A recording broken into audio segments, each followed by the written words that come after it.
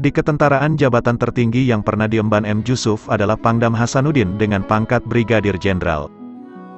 Setelah berhasil menumpas pemberontakan Kahar Muzakkar pada 1965, oleh Presiden Soekarno, dia ditarik ke kabinet sebagai Menteri Perindustrian. Pasca gerakan tanggal 30 September tahun 1965, Yusuf bersama Jenderal Basuki Rahmat dan Jenderal Amir Mahmud mendatangi Soekarno dan mendesaknya untuk mengeluarkan Surat Perintah 11 Maret, Super Semar. Surat itulah yang menjadi legitimasi Soeharto menggantikan Soekarno.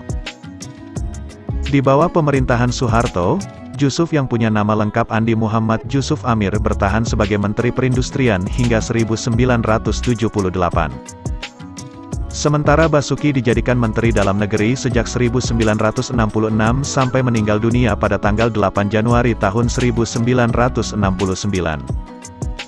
Posisinya kemudian diisi Amir Mahmud. Setelah 13 tahun berkiprah di jabatan sipil, pada 1978 Soeharto mengangkat M. Yusuf sebagai Menhankam, Pangap, menggantikan Jenderal Maraden Panggabean. Sebagai sesama anggota kabinet, hubungan Yusuf dengan Amir semula sangat baik. Apalagi keduanya merupakan tokoh di balik lahirnya Super Semar. Bila Amir sebagai Mendagri membutuhkan figur TNI aktif untuk mengisi jabatan sipil, dia akan berkonsultasi dan meminta persetujuan Yusuf. Sebagai Panglima ABRI, Jenderal Yusuf kuku akan pendiriannya untuk menjadikan ABRI berada di semua golongan. Sebaliknya, Amir sebagai Mendagri lebih condong kepada Golkar.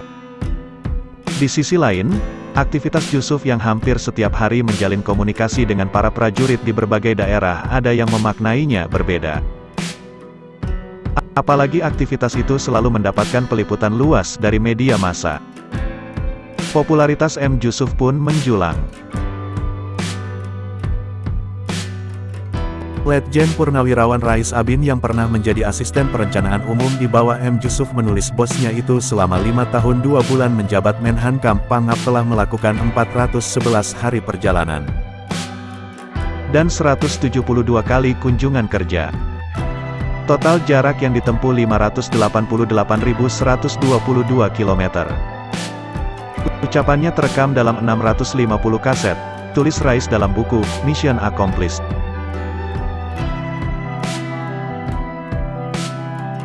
Suatu malam, Presiden Soeharto mengumpulkan sejumlah menteri di Cendana untuk membahas sejumlah masalah kenegaraan.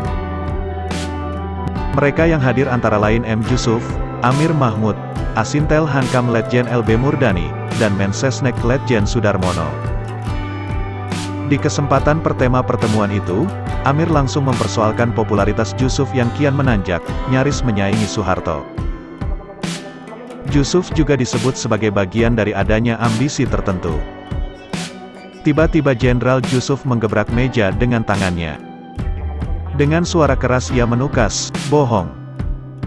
Itu tidak benar semua," ujarnya seperti tertuang di halaman 269 biografi Jenderal M. Yusuf, Panglima para prajurit yang ditulis Atmaji Sumarkijo.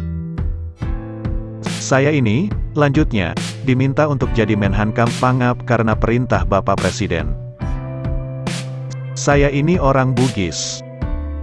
Jadi saya sendiri tidak tahu arti kata kemanunggalan yang bahasa Jawa itu. Tapi saya laksanakan perintah itu sebaik-baiknya tanpa tujuan apa-apa." Suasana sontak senyap. Semua peserta rapat terdiam. Untuk memecah kekakuan, Soeharto lalu mengakhiri rapat. Semua keluar ruangan kecuali Yusuf. "Jadi, Pak Yusuf, kita bicarakan hal-hal itu lain kali saja," kata Soeharto sambil berdiri dan mengantar Yusuf keluar ruangan. Sejak itu, tulis Atmaji, Menhankam Pangap Jenderal M. Yusuf tak pernah mau menghadiri rapat kabinet di Binagraha. Dia selalu mengutus wakilnya, Laksamana Sudomo. Terhadap Yusuf, Soeharto terkesan menaruh hormat tersendiri. Dia juga seolah tak berkutik ketika sejumlah jenderal pilihannya dicopot oleh Yusuf. Sebagai Ketua Badan Pemeriksa Keuangan, BPK, selepas menjadi Menhankam Pangap, Yusuf pun masih mendapatkan perhatian tersendiri dari Soeharto.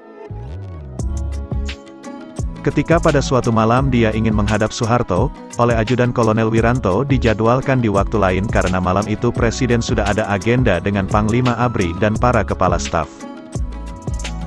"Hei Wiranto, kau sampaikan saja kepada Presidenmu bahwa Pak Jusuf mau menghadap malam ini." Soeharto yang menerima laporan tersebut sambil tertawa berujar, "Kalau Pak Jusuf yang minta berarti pasti itu penting. Biar Panglima menunggu setelah acara saya dengan Pak Jusuf selesai."